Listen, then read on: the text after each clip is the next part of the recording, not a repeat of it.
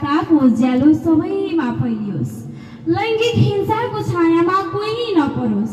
समानताको गीतले संसार गुन्जियोस्। समानताको गीतले संसार गुन्जियोस्। धन्यवाद। कार्यक्रम सञ्चालिका आदरणीय गरिमा भविष्यवाका स्वाध्यक्षज्यू, विशिष्ट अतिथि, सम्पूर्ण मञ्च आसीन अतिथिगण, विभिन्न विद्यालयबाट पाल्नुभएका प्रधानाध्यापक तथा शिक्षक प्रतिनिधिज्यूहरू, विभिन्न वाडाबाट पाल्नुभएका वाडाध्यक्षज्यूहरू, यति सुन्दर फुलहरूबाट एउटा उत्कृष्ट फुल चुन्न हातमा ल्याएको तुलो लिएर बस्नुभएका आदरणीय निर्णायक मण्डलज्यूहरू, के जितिन्छ कि सिकिन्छ भन्ने दृढ सङ्कल्पका साथ यहाँ पाल्नुभएका सम्पूर्ण मेरा प्रतिस्पर्धी मित्रहरूमा स्वीकार्नुहोस् श्री सागरनाथ माध्यमिक विद्यालयको कक्षा 8 मा अध्ययनरत म शिक्षा सिंहको तर्फबाट न्यानो अभिवादन। आज म शब्दका बाणी र तर्कहरूका फुलले प्रविधिको सही प्रयोग गरौँ, लैङ्गिक हिंसाको अन्त्य गरौँ भन्ने विषयमा आफ्ना भावना राख्न आजका कार्यक्रमको सभाध्यक्ष महोदयसँग अनुमति लिन चाहन्छु।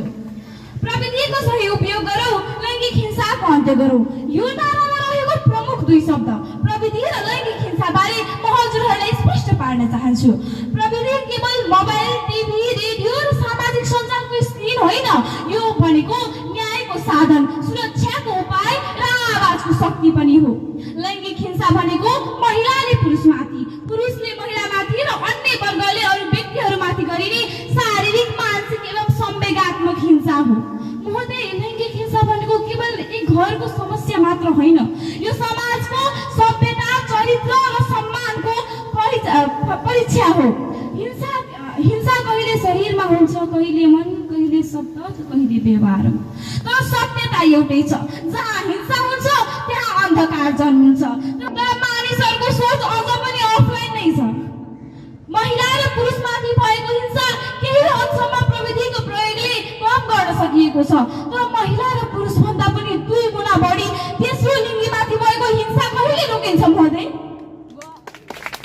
हामी महिला र पुरुषलाई एउटा समाज र तेस्रो लिङ्गीलाई अर्को समाजमा राखिएको छ।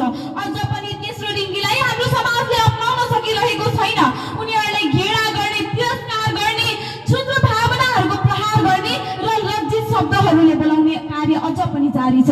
हिंसा त यतिसम्म कि महोदय, शमशान घाटमा आफ्नो शव लैजान पनि उनीहरू राति 12 बजे नै कुर्नुपर्ने हुन्छ।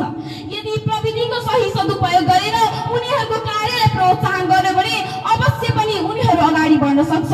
उदाहरण स्वरूप भारतको UPSC बोर्ड परीक्षालाई लिन सक्छ।